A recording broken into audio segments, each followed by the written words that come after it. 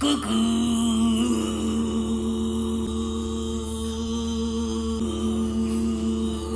De plus en plus en diesel, hein. Putain. Comment survivre au repas de Noël lorsque nous sommes LGBTQXYZ?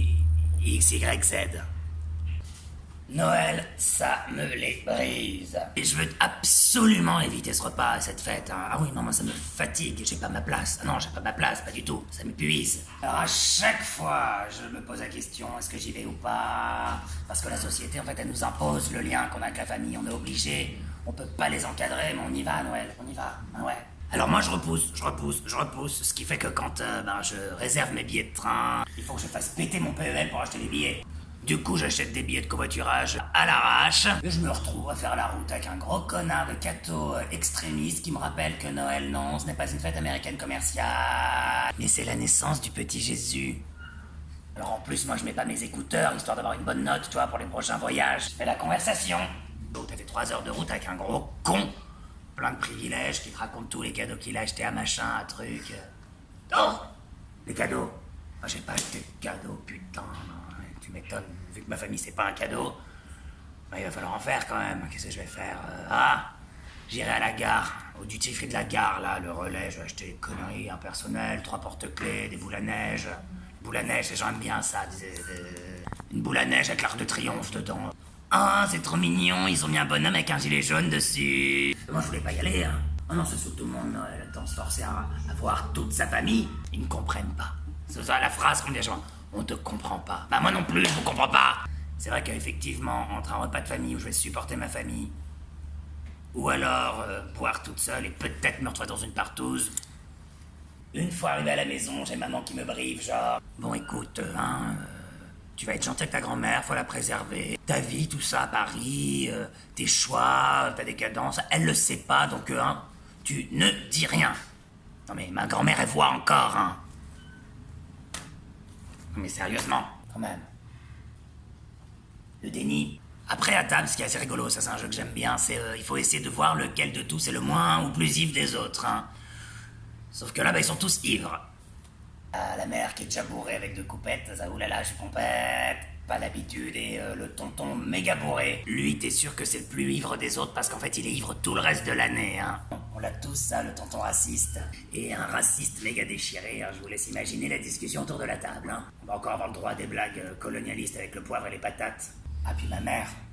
Ah non, mais ma mère, à plus patriarcale d'humeur. Elle est contente de s'être esquinté le dos à faire à bouffer à tout le monde. Bah moi je culpabilise, hein. Alors je lui dis, tu veux pas que je t'aide, je sais pas, à faire la vaisselle? Non, laisse, ça va aller. Je suis contente de vous recevoir à la maison, laisse, je vais faire la vaisselle. Et elle avec sa coupe, son éponge sur son assiette comme ça, alors qu'elle a la vaisselle, hein. La grand-mère, sourde comme un pot avec fond par contre, hein. Qui va être là, qui va me dire, alors mon petit, tu la présentes quand ta chérie? Non mais sérieusement, je sais pas, je veux dire... Je fais en sorte qu'on comprenne les choses sans que je parle. Ah, le must, c'est ma tante, la sœur de ma mère. Ma tante, fatigante. Hein. Elle a toujours, tous les ans, la même unique question. Mais dis-moi, cette année, t'as décidé d'avoir un vrai métier? Déjà, tantine d'amour, explique-moi ce que c'est qu'un faux métier. Je serais curieuse de savoir. Par contre, une vie de merde est ratée, ça j'ai compris. Hein. Il suffit juste de regarder le tour de la table. Hein. Ah, la cousine à elle. Je peux plus, hein. Ah, depuis qu'elle a pondu son chiard, elle est chiante. Toujours là, avec ses trucs de nouvelle maman. Ah, avoir un enfant, ça change la vie. Il faut que tu fasses des enfants, hein, ça change quelqu'un, là. Tu deviens quelqu'un. On devient quelqu'un. Ouais, parce que quand t'as pas de gosse, t'es personne. Qu'est-ce qu'elle peut m'énerver? Ah, cette injonction à faire des gosses. Franchement, elle a de la chance, il y a bien un qui a voulu d'elle. Hein. Et mon père? En bout de table, hein, forcément. Pendant tout le repas, qui me regarde du coin de l'œil comme ça, avec des éclairs, là, fâché, pas de patriarcal, assis au bout de la table, genre je suis le roi. Il écoute personne. De temps en temps, il acquiesce les petites blagues racistes de tonton. Mais il me fixe avec un air qui me dit, tu te tais. Toi, tu te tais. Alors que je ne dis absolument rien.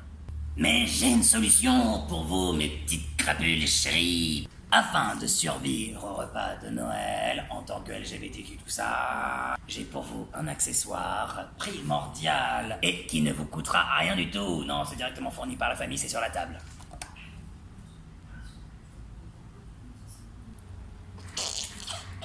Alors, comment ça s'utilise? C'est très simple. Hop, comme ça, voilà, tu fais des petites boules. Et directement dans le trou de l'oreille et de...